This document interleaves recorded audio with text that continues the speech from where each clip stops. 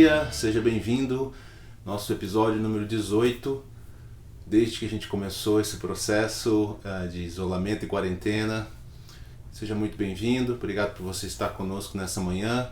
Nós vamos ter o nosso tempo de adoração, nós vamos ter o nosso tempo de reflexão na palavra.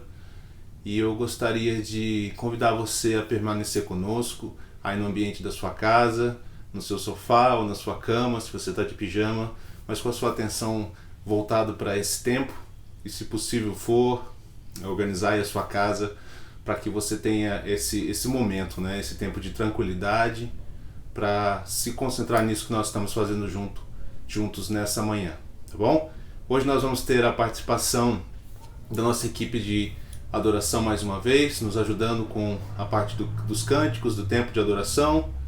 Então vou passar para eles agora e a gente se vê daqui a pouco.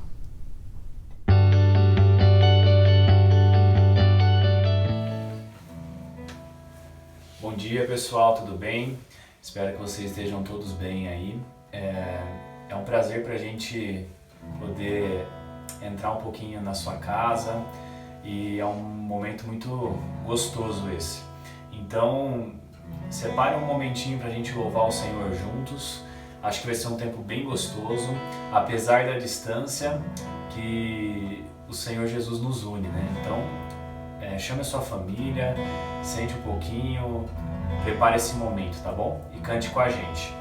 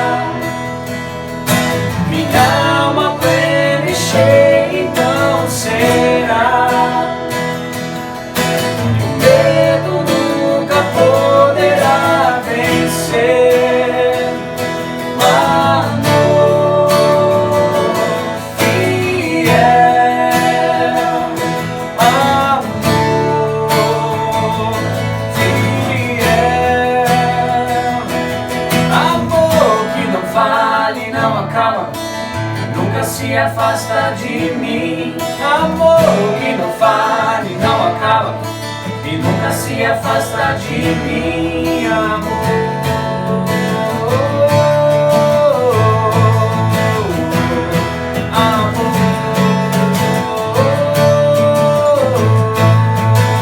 Sempre, sempre, sempre me acompanhará.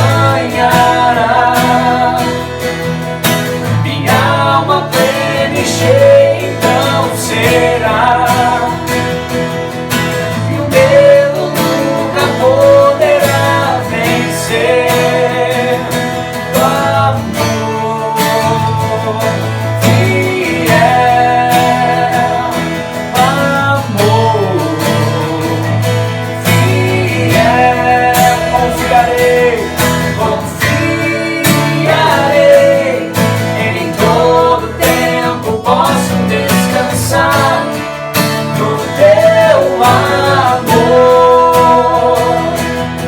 O preço pagou e nada poderá nos separar do teu amor. Nós confiamos em ti, confiarei em todo tempo. Posso descansar no teu amor.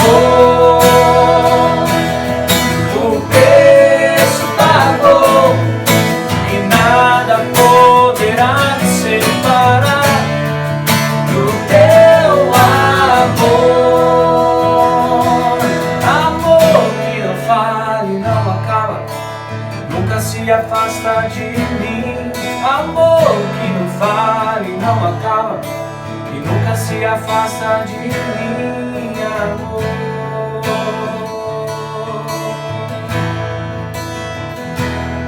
amor.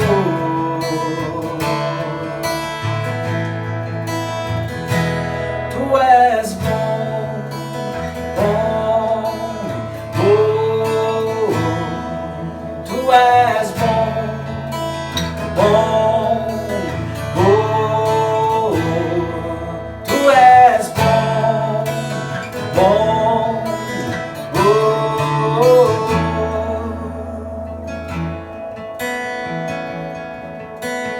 Meu coração seja minha fortaleza, minha fonte eterna és, oh minha canção. E do meu coração seja o meu esconderijo, razão do meu viver, oh minha canção. Tu és bom, bom, bom. Tu és bom, bom, bom.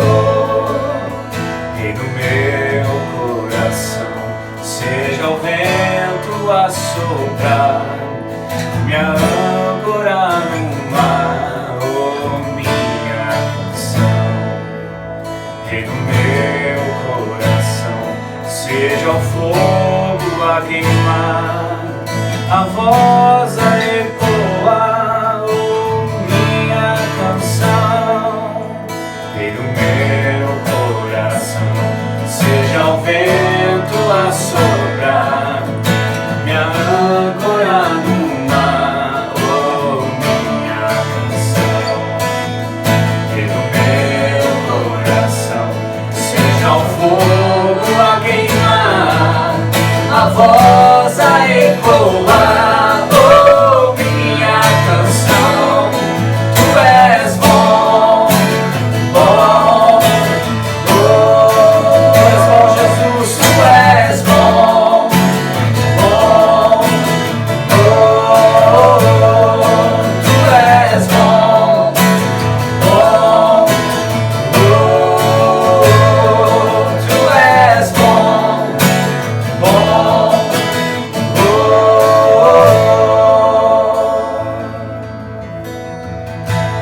Tu não me deixarás jamais. Tu não me deixarás jamais. Você não está sozinho, querido. Tu não me deixarás jamais. Tu não me deixarás jamais. Tu não me deixarás jamais. Tu não me deixarás jamais. Tu não me deixarás jamais. Tu não me deixarás jamais. Tu és bom, bom, bom. Tu és bom, bom, bom. Tu és bom, bom, bom. Tu és bom, bom, bom.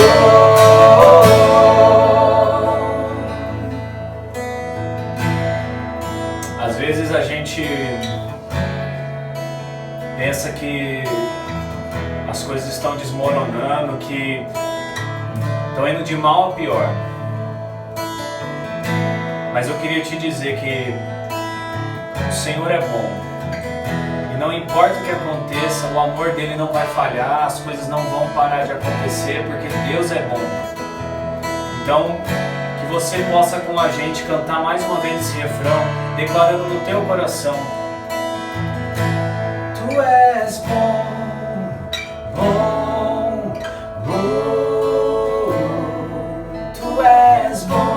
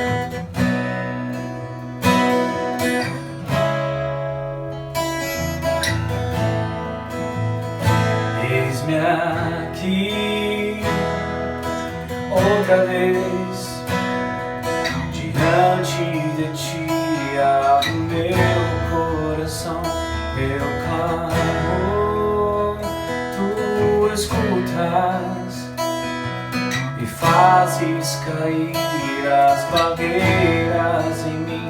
És fiel, Senhor, e dizes palavras de amor e esperança sem fim.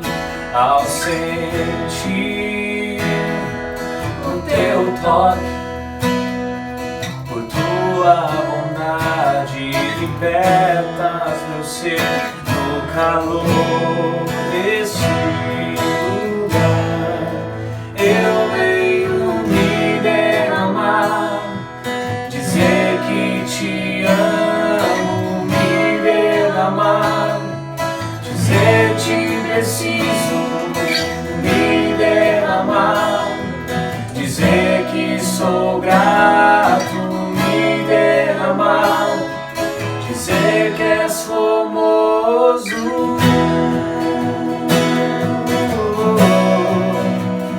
Tu és famoso, ó Deus, maravilhoso é o Senhor.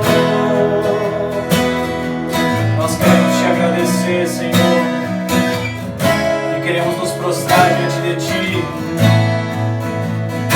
Eis-me aqui outra vez, diante de ti abro meu coração, eu clamo, tu escutas e fazes cair as barreiras em mim.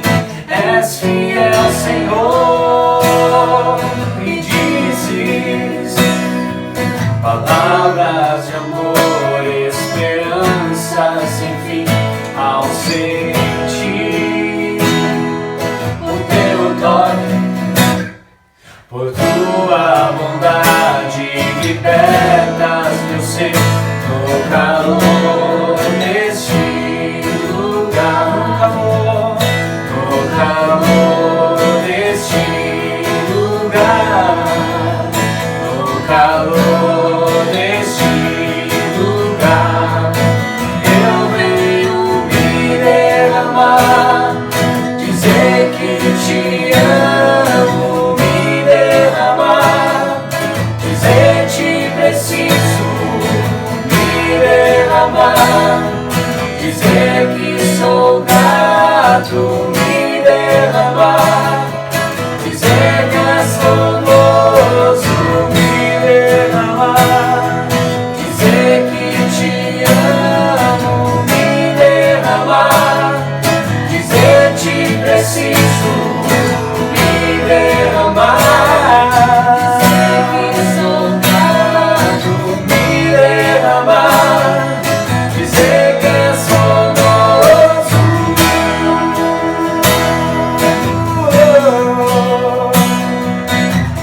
Tu és famoso, ó Deus, no calor deste lugar, no calor deste lugar, no calor deste lugar, eu venho me derramar, dizer que te amo, me derramar, dizer te preciso. Ó Senhor, nós queremos nos derramar na tua presença, ó Pai. Dizer que sou grato, Te agradecer por todas as coisas, pelo teu cuidado, Senhor. dizer que és famoso, Me derramar, dizer que te amo, me derramar, dizer te preciso, me derramar, dizer que sou grato, me derramar, dizer que és famoso. que Deus abençoe você e sua família. Muito bem, voltamos. Graças a Deus por esse tempo de adoração. É sempre bom poder nos expressar diante de Deus, né, e colocar diante dele as palavras que exaltam o seu nome, palavras que alegram o coração de Deus, eu creio, palavras que também tocam o nosso coração, e que a gente possa permanecer nele. E falando de permanecer nele, já introduzindo nossa série mais uma vez, episódio número 5, onde nós vamos continuar falando sobre essa questão do tempo que nós vivemos e, mais importante ainda, do tempo diante de Deus. Ok? Vamos lá então? Hoje nós estamos, como eu já disse, no episódio 5. Nós vamos ler o Salmo, hoje está ali na tela já antecipadamente. Salmo de número 126 é o nosso Salmo de hoje. E eu quero trazer então, vamos abrir aqui para a gente poder ter um acompanhamento. Ok. Vamos lá. Nosso tema de hoje, então, no Salmo 126, nós começamos com o título Não desperdice suas lágrimas. Desperdício é uma coisa que ninguém gosta, né? Uma coisa que me chama sempre a atenção na questão do desperdício, que eu acho que todo mundo pensa assim, é o desperdício, por exemplo, que possivelmente acontece nos restaurantes, né? De que, especialmente talvez em buffets, onde muita comida é produzida, o que acontece com aquela comida toda que sobra e que aparentemente, até onde a gente tem acesso, nem sempre é usada. Aí a gente ouve de histórias e leis sobre não poder ajudar outros com aquele resto de comida por problemas de saúde, né, de infecção, ou de comida estragada, alguma coisa do tipo. Mas enfim, desperdício é uma coisa que não nos agrada e não deveria mesmo. Nós deveríamos ser pessoas eficientes.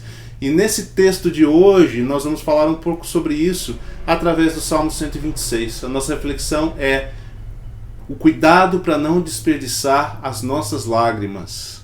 Não sei se você já tinha ouvido falar sobre isso. Isso para mim foi um tema interessante de se refletir, embora eu tenha constatado que faz parte da vida do dia a dia, mas talvez seja uma coisa legal para você se focar hoje, nesse momento que nós estamos vivendo. Vamos ler o Salmo 126 para a gente começar, depois eu vou fazer uma breve explicação do texto, antes da gente entrar no nosso ponto principal de hoje, ok? Salmo 126 então. Diz assim: quando o Senhor trouxe os cativos de volta a Sião, foi como um sonho. Então a nossa boca encheu-se de riso e a nossa língua de cantos de alegria. Até nas outras nações se dizia: o Senhor fez coisas grandiosas por esse povo. Sim, coisas grandiosas fez o Senhor por nós, por isso estamos alegres. Aqui tem o versículo 3, a primeira parte do texto, grava mais ou menos assim, como eu separei na minha cabeça aqui ao estudar. Versículo 4: Senhor, restaura-nos, assim como enches o leito dos ribeiros no deserto. Segunda parte do texto. E a terceira parte do texto: aqueles que semeiam com lágrimas, com cantos de alegria colherão. Aqueles que semeiam com lágrimas, com cantos de alegria colherão. Aqueles que saem chorando, aquele que sai chorando enquanto lança semente, voltará com cantos de alegria, trazendo os seus feixes. Aqui nesse texto de Salmo número 26, então, o que nós estamos vendo, só um minutinho, gente, desculpa, eu esqueci de me preparar para essa parte aqui e não quero ser interrompido mais tarde no meio do raciocínio, tá bom? Só um minutinho. Ok. Estamos de volta aqui. Então, presta atenção, quando você olha para o Salmo 126, você pode identificar uma coisa interessante. Eu vou trazer alguns aspectos do texto para a gente depois focar no ponto principal. Mas eu acho que é legal você entender isso e aproveitar, porque há mais no texto de Salmo 126 do que nós vamos conversar hoje. Ok? É isso que eu quis dizer. Então, eu disse que 3 partes. Então, essa primeira parte, você pode ver um aspecto de passado nesse salmo. O que aconteceu com o povo de Israel. Então é importante que eu também traga, talvez você não conheça, mas o povo de Israel, ele foi advertido por muitos anos, por muitos profetas, sobre o perigo de se desviar do Senhor, de não dar mais ouvidos à sua voz, o perigo de se afastar do Senhor. E quando eles fizeram exatamente isso, se afastando, não dando ouvidos, o juízo de Deus veio sobre eles e eles foram enviados para o cativeiro na Babilônia. Muitos anos depois, eles começam a experimentar um retorno. Deus providencia livramento e eles voltam, começam a ser trazidos de volta para a região de Judá, para a sua cidade natal. Muita coisa acontece ali, você vai ler em Neemias, você vai ler em muitos dos profetas sobre isso. E eles têm esse início do Salmo 126 fala desse retorno, de certa forma, desse passado, quando o Senhor trouxe os cativos de volta a Sião. Então os cativos começam a voltar a Sião. Foi como um sonho, era algo inacreditável. Né? Sonho é aquilo que a gente se belisca, essa é a linguagem poética. Né? Cara, eu não estou acreditando. Não estou acreditando. Nós estamos mesmo voltando? Ou quem ficou para trás, nem todos foram cativos, que sobrou uma minoria que deve ter vivido de uma forma bastante complicada ainda, né, em Sião ali, né? Eles olham aqueles voltando e falam, será que é o Daniel voltando? Né? É o Neemias voltando? Qualquer um que você se lembre, ou qualquer nome judaico, né? É José voltando? Não é possível. É como um sonho, foi como um sonho. E a nossa boca se encheu de riso, e houve muita adoração, e muita celebração, e muita alegria porque isso estava acontecendo. E foi de tal forma algo inesperado, um povo se livrar da Babilônia, do cativeiro, que as outras nações olhavam e falavam, olha, o Senhor fez grandes coisas para esse povo.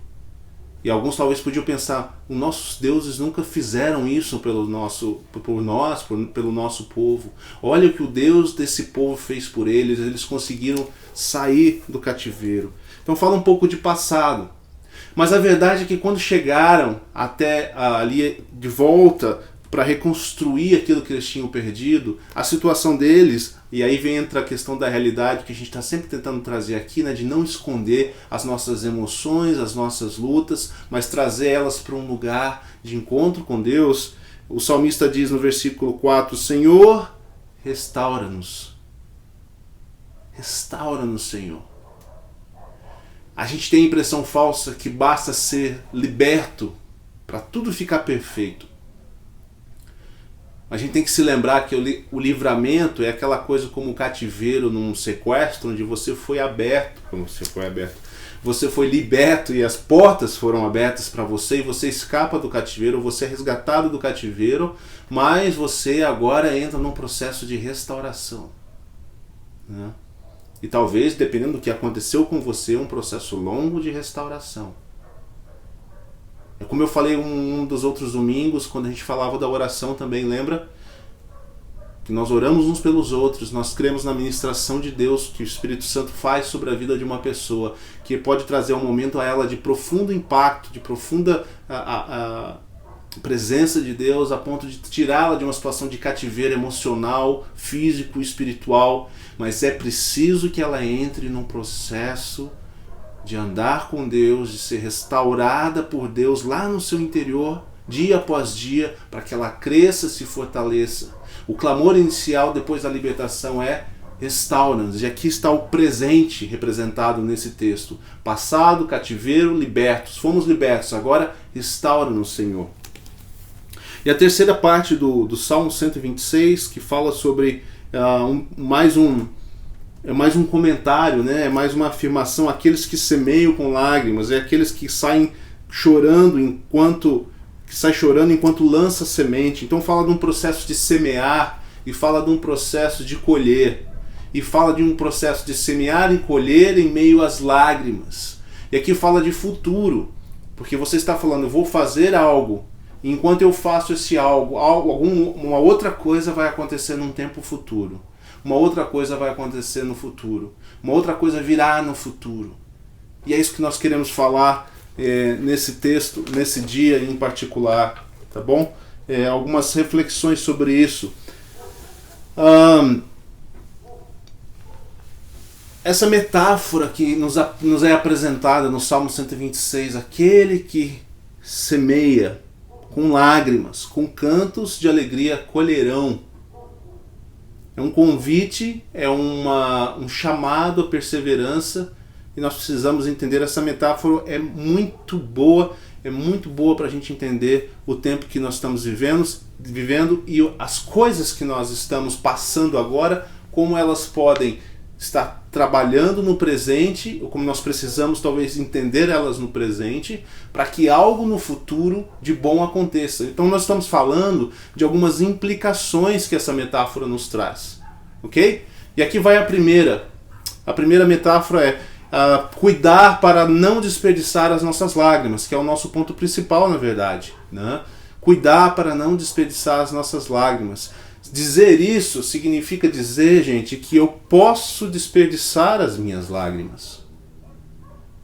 Isso significa que, assim, além de passar um momento difícil, um momento de tensão, como nós estamos vivendo hoje, um momento de expectativa, ansiedade, quantas conversas nós temos de vai dar certo, vai dar errado, fulano ficou doente, fulano não está bem, aí seja uma notícia triste, fulano faleceu, ou fulano se curou, aleluia, está em casa, uma família que você fica sabendo que um ente ficou doente, mas os outros estão bem, e esse mix de emoções, e aí no meio de tudo isso tem o trabalho, tem as atividades da vida, e eu não quero nem me restringir ao fato apenas desse momento que nós vivemos hoje, mas usar esse momento como ponto de partida para dizer que a vida precisa ser vivida de uma determinada forma.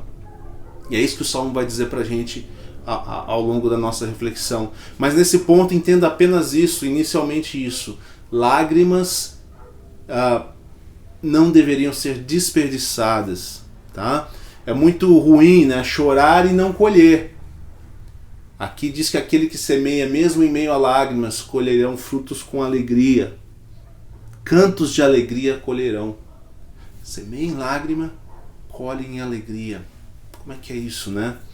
Uma coisa que a gente pode pensar, por exemplo, é no fazendeiro, né? O fazendeiro ele sai com um saco cheio de sementes e ele deveria espalhá-las, mas se ela espalhá-las de uma determinada forma, normalmente nós vemos, eu até lembrei hoje que ontem estudando sobre isso, eu estava me lembrando do filme Fé como Batatas. Você já assistiu esse filme? Muito bom. Não sei porque eu acho que essa conversa de semear e semear em lágrimas me lembrou desse filme, uma sugestão para você assistir. Mas você tem que semear e você tem que fazer isso de uma forma organizada para que você tenha o melhor proveito das sementes, né? Essa metáfora também nos ajuda a entender isso, não desperdiçar as sementes. Se você jogar tudo no lugar, muitas vão se perder ou talvez tudo vai se perder. Existe uma intencionalidade na maneira como você semeia e você precisa aprender a desperdiçar suas lágrimas. Quando você desperdiça suas lágrimas, significa então, outras palavras, né, que você está quase que sofrendo à toa. É um negócio estranho de se dizer. E talvez o que a gente possa refletir aqui até seria o fato de que os sofrimentos fazem parte da vida em algum momento. A vida não é uma coisa fácil. A vida é um desafio. Sempre foi. Em alguns momentos mais, em alguns momentos menos, né? Talvez o momento que você esteja passando agora seja um momento de desafio grande para você. Talvez os últimos anos tenham sido assim. Ou seja, ninguém está imune ao sofrimento. No mundo tereis aflições, né? Jesus já nos alertava sobre isso. Mas o que o profeta está tentando nos trazer aqui é uma visão diferente. Uma visão onde as nossas lágrimas e o nosso sofrer pode resultar em algo bom. E pode resultar em fruto, uma colheita, que além de ser uma colheita de alegria. Eu não quero desperdiçar minhas lágrimas.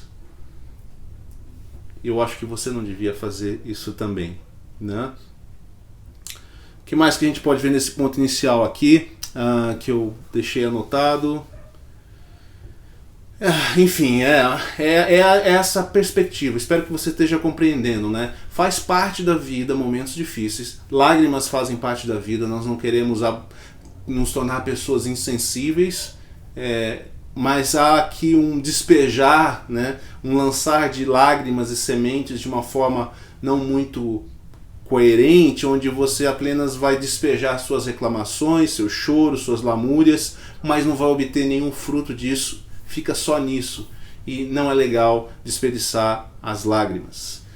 Bom, isso nos leva à segunda coisa, que é, se eu não vou desperdiçar as minhas lágrimas, significa que eu quero alcançar o que o texto nos sugere, que é alcançar alegria. Então eu preciso saber que lágrimas podem produzir alegria. Parece simples, né? Parece que é o que eu acabei de falar. mas há uma grande distância muitas vezes entre aquilo que a gente sabe e como a gente acaba vivendo e experimentando isso, né? A segunda parte dessa metáfora que a gente está usando então, de semear em lágrimas, é justamente isso. Ela é mais intrigante porque ela vai além do que a gente normalmente conhece. Quero lembrar para vocês o Salmo 30, versículo 5. Quem lembra desse salmo? É um salmo muito conhecido, muito citado, momentos difíceis, talvez você já mandou para alguém, e é aquele salmo que diz que o choro pode durar uma noite, mas a alegria vem pela manhã. Sim? Faz sentido com o que nós estamos vendo aqui, né? Você vê que a palavra está alinhada. Mas sabe o que é interessante sobre essa metáfora e sobre esse texto aqui? Ele diz que não apenas o choro pode durar o choro pode durar uma noite, mas a alegria pela manhã, o que já nos é uma esperança. Aqui o salmista está dizendo que aquele que semeia em lágrimas, aquele que sai chorando enquanto lança semente, produzirá alegria. É além de apenas você falar assim, tudo bem, é só mais uma noite, eu vou aguentar, a alegria vem pela manhã, ou seja, a esperança está logo ali, mais um tempo, vou atravessar esse tempo. O salmista está nos chamando a atenção porque há essa, não diria essa necessidade, mas é uma possibilidade de você produzir alegria a partir de uma maneira diferente de encarar esses momentos. Vai além disso. Então é produção de alegria, não somente a alegria por si, como diz o Salmo 35, é um pouco além. Uma outra analogia que eu posso trazer para vocês sobre essa questão. Por exemplo, academia, né? Fazer academia. Você faz uma série de exercícios, você fica cansado, você não quer terminar. Eu não sei se você é assim também, igual eu quando eu faço academia. Olha que eu sempre gostei de exercício, mas academia é repetitivo, academia é feito regularmente, os exercícios variam a cada 2 meses, depende do seu programa.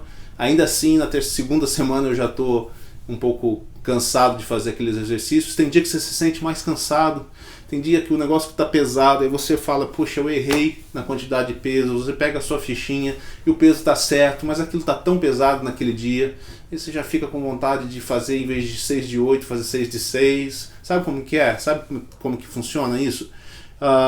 Agora, a realidade por trás daquilo ali, gente, é que mesmo que você chore para levantar o supino, que você não tá bom aquele dia, você precisa ter esse entendimento que aquilo ali está produzindo músculos e que esses músculos precisam, eu não estou nem falando de músculo de ficar forte, né? Está produzindo saúde muscular para que você possa um dia usá-la. Parece que você não precisa, mas você vai precisar. Eu estou falando aqui de uma academia de saúde, né? Para amanhã, para depois de amanhã, para sua velhice talvez. É o exercício contínuo, semear em lágrimas na academia, né? Eu vi uma piadinha outro dia engraçada, só a pergunta essa piadinha era assim, qual que é o exercício que você mais gosta da academia, né? E a resposta era o último. É mais ou menos assim que às vezes a gente se sente, mas a gente persevera, e a gente colhe frutos. E talvez você ache que colhe frutos porque você talvez emagreceu um pouco, porque você se sente mais forte, mas mais importante que isso ainda é o fruto ao longo do tempo. Uma outra metáfora engraçada sobre isso eu ouvi no rádio ontem ainda. Estava indo fazer alguma coisa, não lembro o que é, pus a máscara, saí, fui fazer o que eu tinha que fazer, liguei o rádio e estavam conversando sobre exercícios feitos em casa, porque todo mundo está em casa, na pandemia, etc. E a pessoa era um ouvinte que estava relatando como ela detestava fazer agachamento. Agachamento é terrível de fazer, é cansativo, é doloroso. E ela estava compartilhando com a pessoa que estava no programa, na rádio, o quanto ela estava vendo os benefícios, enquanto ela estava começando a pensar diferente na razão dela fazer os agachamentos e refletindo na saúde dela em geral. Porque ela começou a perceber, fazendo exercícios em casa, com a orientação já mais adaptada para ser feita em casa, e relacionando isso com o dia a dia dela, ela começou a perceber que o agachamento era importante para que ela não se machucasse e para que ela fizesse com maior eficiência atividades simples dentro de casa, como abaixar para pegar um brinquedo do neném, da criancinha, né? Como mover às vezes um móvel de lugar. outros exercícios que são feitos, levantar e pegar uma coisa alta no armário e o seu corpo responder bem a isso. Entende o que eu estou falando?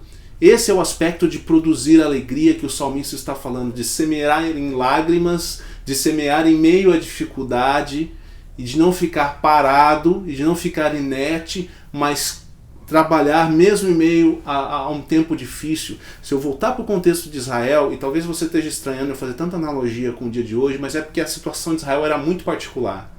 Eu não quero aqui tirar ideias alegóricas do texto, né? Então eu preciso entender o que aconteceu lá em Israel e tentar ver o que isso nos ajuda hoje. Israel voltou do cativeiro, Israel estava enfrentando a necessidade de restauração interior, mas ao mesmo tempo estava tendo que lidar com a vida real. Cativeiro na cabeça, prisão, tempos difíceis, né? Tempos de humilhação, tudo isso na cabeça deles, restaura no Senhor, mas ao mesmo tempo eles precisavam olhar para a cidade destruída deles e falar: nós precisamos perseverar, está difícil demais, falta alimento, né? Falta segurança, eu preciso construir a cidade. E eles começaram a semear a cidade em lágrimas. E a experiência do salmista reportada aqui para nós, e isso que é o de grande valor, que o salmista escreve da experiência pessoal dele diante de Deus: aqueles que semeiam em meio às lágrimas, aqueles que saem chorando enquanto lançam a semente. Gente, não é para você forçar o choro, né? Pega uma cebola e vai lá fazer academia para chorar enquanto faz a academia. Não é para você produzir a lágrima. Ele está falando o seguinte: enquanto a vida te pressiona, enquanto há lágrimas no seu coração, faça o que precisa ser feito. Trabalhe com Deus pela sua restauração, pela restauração das coisas, né? Muitas vezes o trabalho da casa, o trabalho diário, o seu trabalho no lugar onde você trabalha, as aflições da vida, façam isso diante de Deus, pedindo que Ele restaure, sabendo que Ele o livrou de um cativeiro. Há tanta coisa nesse texto para nós pensarmos, e nós vamos chegar justamente nisso, né? Semear com lágrimas. Como é que eu posso semear com lágrimas? Olha só que interessante que John Piper escreveu sobre esse assunto. Ele diz assim: eu acho que a razão não é que semear seja triste. Não é o semear que é triste. Ou que semear seja um trabalho duro. Nem sempre é. Eu acho que a razão não tem nada a ver com semear em si. A semeadura é um trabalho que deve ser feito mesmo quando existem situações em nossas vidas que nos fazem chorar. Mesmo quando há situações em nossa vida que nos fazem chorar, a semeadura é importante. As coisas precisam continuar sendo feitas. A colheita não vai esperar a nossa dor passar ou nós resolvemos os nossos problemas. A colheita tem um tempo para acontecer. E a semeadura precisa começar. Se nós queremos comer durante o inverno, nós precisamos ir ao campo e semear a semente, estejamos chorando ou não. É isso que ele fala aqui, John Piper, em referência também a esse Salmo 126. Então nós vamos para fazer aquilo que precisa ser feito, e ainda que seja em lágrimas, nós vamos sabendo que nós vamos colher algo disso.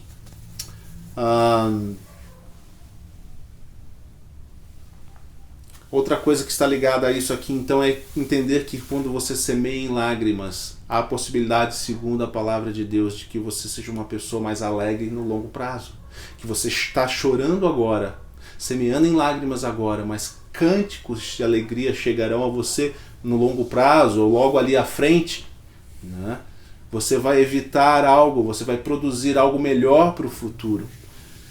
Como que a gente pode fazer isso? Eu não sei o que o salmista exatamente tinha em mente na situação dele, lá de restauração de cidades, mas para nós que somos cristãos, nós precisamos sempre fazer o que nós temos feito aqui em todo o salmo: nós nos voltamos para Cristo. Esse é o nosso terceiro ponto e último ponto. Então, Cristo nos ensina como semear sem desperdiçar nossas lágrimas. Cristo nos ensina como semear sem desperdiçar nossas lágrimas. Quando nós olhamos para Jesus, né, essa palavra de Salmo 126, ela pode se tornar verdade, ou seja, semear em lágrimas para produzir alegria. Primeiro porque ele mesmo é o maior exemplo de alguém que semeou em lágrimas, em tristeza, em sofrimento, e um grande bem foi produzido, uma grande alegria foi produzido. Ele literalmente nos trouxe alegria através do seu sofrimento. O semear de Cristo em dor, o semear de Cristo em lágrimas, tomando o seu lugar, o nosso lugar, o seu lugar, o meu lugar, recebendo todo o sofrimento em si, foi algo que foi semeando para a grande alegria posterior, né? Ele tomou o nosso lugar e isso é um motivo de grande alegria. Quando você vê os pastores em Lucas capítulo 2, né? Ele diz: eis que é motivo de grande alegria que eu venho, né? Mas aí você olha, poxa, mas e tudo que ele teve que passar, e tudo que foi o caminho de Jesus durante seu tempo aqui, experimentando a ausência do Pai, distanciamento, abriu mão de si mesmo como Deus, no sentido, né, não usou por direito ser igual a Deus, antes esvaziou a si mesmo voluntariamente, tomou a forma humana, e não só a forma humana, mas a forma de servo, e caminhou com o servo, e sofreu as dores, e entendeu a fome, entendeu a angústia, entendeu a tristeza, e por fim culminou num período de intenso sofrimento e morte de cruz, uma morte maldita. Os discípulos chorando, sua mãe chorando, suas irmãos chorando, o povo chorando. Acabou tudo e Jesus semeia em lágrimas e acaba colhendo então grande alegria, né? Quando você olha para Jesus, e aqui talvez mais um ponto muito importante para a gente ir para o final dessa nossa reflexão, o que é que acontece quando eu olho para Cristo para semear em lágrimas com o objetivo de produzir e colher alegria, né? Veja bem, vou reforçar o ponto aqui. Você não fabrica sofrimento, você não fabrica lágrima. Significa, nas circunstâncias da vida, no momento que você se encontra, naquilo que é o seu desafio, você tem uma outra mentalidade, você crê no que Deus está fazendo como Senhor do Universo, né? E foi compartilhado, inclusive, essa devocional do Salmo 126 essa semana. Se não me engano, era Deus no governo. Certo? Deus governa. Em meio a essas circunstâncias, aí você tem uma atitude de semear em lágrimas, crendo pela fé em receber e colher alegria. Quando você olha para Jesus e tem Ele como seu modelo de semear em lágrimas, 3 coisas muito interessantes você pode obter disso na sua vida. A primeira delas é que você não vai sofrer em culpa. Você não vai sentar e achar que Deus está te punindo os desafios. Não, por quê? Porque se Jesus tomou o meu lugar e a minha punição, Deus não está me punindo. Esse desafio vem da vida. E da vida que nós estamos vivendo hoje, a maneira como o mundo funciona. Ainda o fato de que Deus não está com o seu reino plenamente implementado aqui. É isso que acontece. Essa é a primeira coisa. Você atravessa isso sem sentimento de culpa. A segunda coisa, você também não vai entrar num processo de sofrer com autopiedade, com raiva. Como é que Deus deixa isso acontecer comigo? É o que a gente diz, né? E você não vai fazer isso. Não, eu sei que Deus em Cristo sofreu muito mais do que eu estou sofrendo. Nada que eu atravesse agora é maior do que Ele sofreu na cruz. Isso se torna para mim um exemplo. E eu começo a semear em lágrimas. Sim, eu vou perseverar. Sim, eu vou atravessar isso com uma mentalidade. Eu não vou me revoltar, não vou ficar com dó de mim mesmo. Eu não vou me vitimizar, como se diz hoje em dia, né? Eu não vou ficar com raiva de Deus. Ele sofreu muito mais para que eu tivesse alegria. A minha alegria está garantida nele, né? Para que eu pudesse viver com Ele. As lágrimas que Ele semeou são motivo de alegria para mim hoje. Então eu não tenho culpa pelo que está acontecendo, eu sigo crendo no sacrifício de Cristo no meu lugar. Eu não tenho autopiedade e raiva, né? Não estou brigado com Deus pelas circunstâncias. Antes eu sei que muito maior foi o que Ele sofreu por mim. Terceiro, quando eu vejo Ele sofrer por mim, eu posso sofrer com paciência, né? Eu vejo como isso influencia na minha vida. Mesmo os discípulos tiveram dificuldade de entender aquilo. Senhor, que bem pode vir da morte, disso que o Senhor está passando? Vamos tentar outra coisa, né? Mas Deus mostra que desse mal e desse sofrimento que foi colocado sobre Cristo veio a ressurreição e veio a vida para todo aquele que crê nele e crê no Senhor Jesus. Então o que acontece quando você olha para Cristo? O que faz isso com você? Você se torna mais paciente, você se inclina mais na direção dele, você se humilha em vez de achar que o centro do mundo é você, e você faz com que o sofrimento e as lágrimas alcancem seu propósito de uma forma diferente, e você tem seu caráter trabalhado ao se submeter a essa maneira de pensar para um caráter mais semelhante a Cristo. Assim como ele sofreu todas as coisas confiando no Pai, em obediência ao Pai, eu vou perseverar no que eu preciso fazer, eu vou atravessar os tempos difíceis, eu vou atravessar as provações, as tentações, as dificuldades da vida, seja o que for, crendo que enquanto eu vou, mesmo em lágrimas, semeando, crendo em Deus, eu vou produzir alegria. Isso é de certa forma, uma promessa. Isso é, de certa forma, quase uma autoprofecia, mas é uma profecia bíblica, né? Meio que estou profetizando para o futuro algo onde eu estarei com o meu caráter mais próximo ao de Jesus, porque eu aprendi na paciência com Ele, eu aprendi a olhar com Ele. Gente, a nossa conclusão é simples aqui, né? Não é fácil semear em lágrimas, ninguém está dizendo que isso é fácil, mas há para você uma possibilidade, para nós, de um semear diferente. Olhar para a experiência do povo de Israel, olhar para a sua experiência pessoal e falar: eu vou perseverar, eu não vou me deixar dominar pela tristeza, mas vou manter a minha vida em ordem, eu vou continuar semeando, trabalhando e fazendo o que eu preciso fazer, mesmo que seja em lágrimas. Isso precisa ser feito na presença de Deus, esse é o ponto.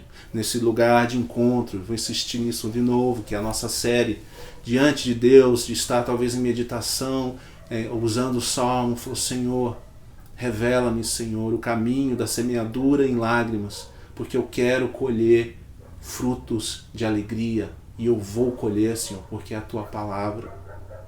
Me permite, Senhor, caminhar nisso, insistir nisso. 2 Coríntios 4,17, por último, diz assim, né? Pois os nossos sofrimentos leves e momentâneos estão produzindo para nós uma glória eterna que pesa mais do que todos eles. Acima de tudo, nós estamos trabalhando para que a nossa vida cresça em Cristo e cresça com peso de eternidade. Eu fico constrangido em ver Paulo falar nossos leves e momentâneos sofrimentos. Por que Paulo está dizendo isso? Vocês conhecem a história de Paulo: açoites, apedrejamento, encarceramentos.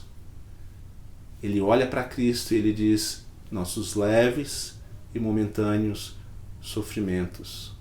Eu sei que às vezes as coisas não são simples para a sua vida, às vezes não são simples para a minha vida. Cada um tem sua particularidade, cada um tem sua dor e cada um sabe o tamanho da sua dor.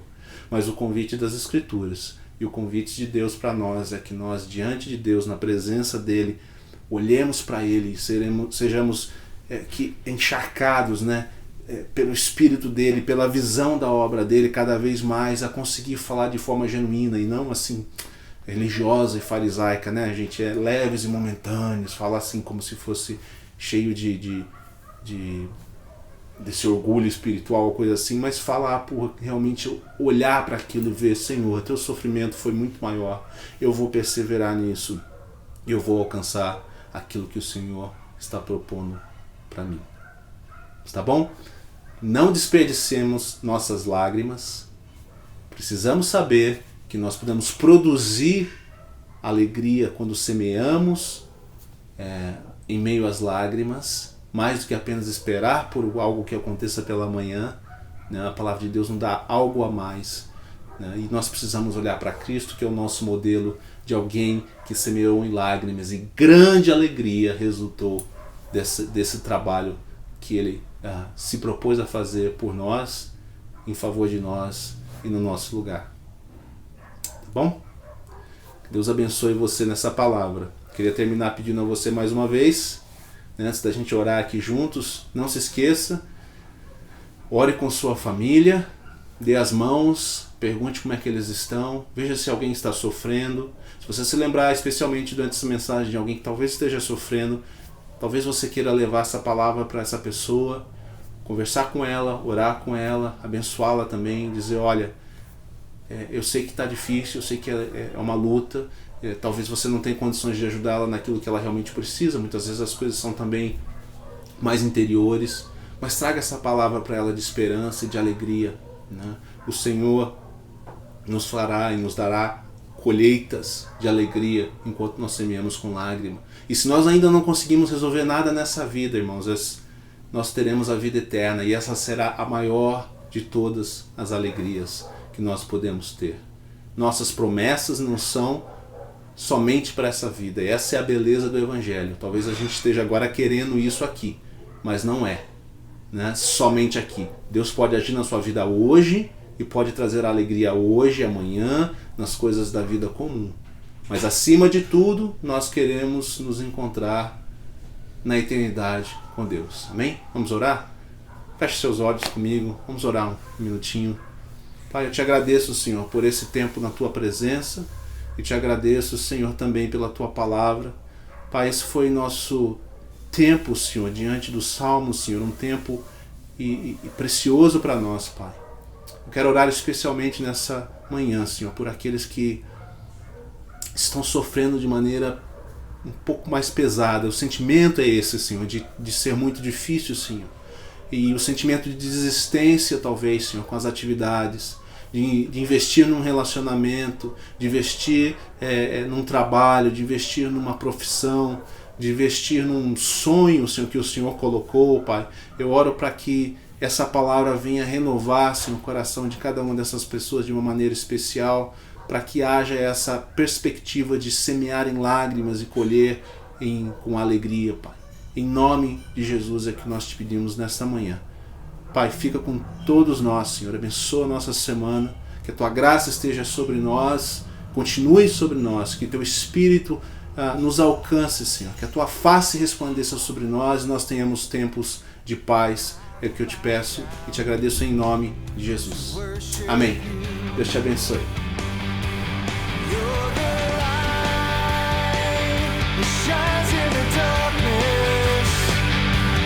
Strengthen my weakness when you shine on me.